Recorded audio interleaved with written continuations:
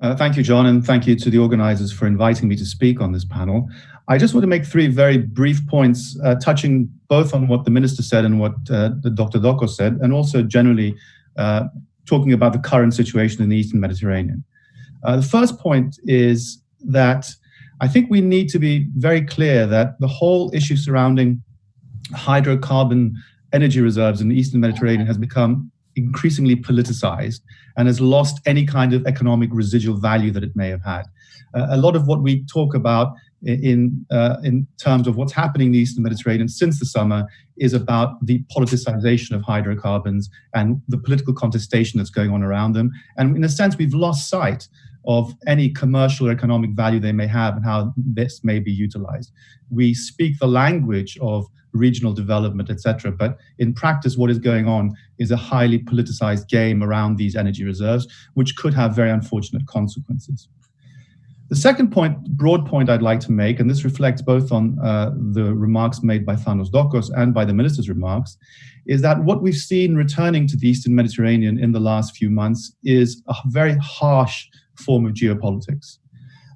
We may speak the language of good neighborliness. We may wish to have stability and peace in the region. But what's happened increasingly in the last few months is an increasingly complex web of geopolitical entanglements, if you want, entangling alliances, which include not only the states of the region, but also extra actors from beyond the region, which makes the situation complicated.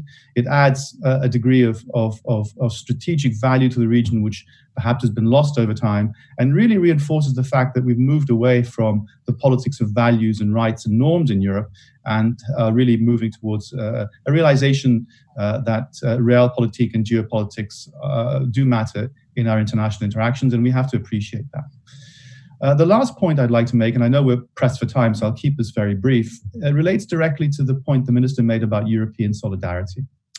And I think what we've come to see very recently is that what is going on in the Eastern Mediterranean is posing extremely difficult problems to the European Union in its foreign and security policy.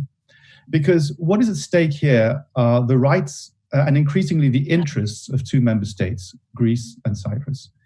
And the European Union, if it is going to show solidarity, if it is going to follow all the precepts of European foreign policy with respect to promoting rights, in this case, international legal rights, and defending the interests of its member states, in this case, the interests of Greece and Cyprus, it has to move forward and be very clear and categorical about what kind of actions it's going to take vis-a-vis those who are challenging the rights and interests of Greece.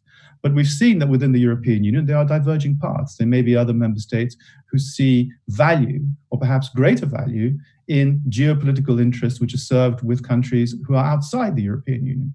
And this causes ruptures within the foreign policy facade and the security interests of the European Union, which have immense consequences. There is evidence for this. The EU has procrastinated endlessly about, for example, imposing economic sanctions on Turkey. We move from one summit to the next, threatening and then removing the threat, then threatening again and removing the threat. So there is a conundrum here for Europe.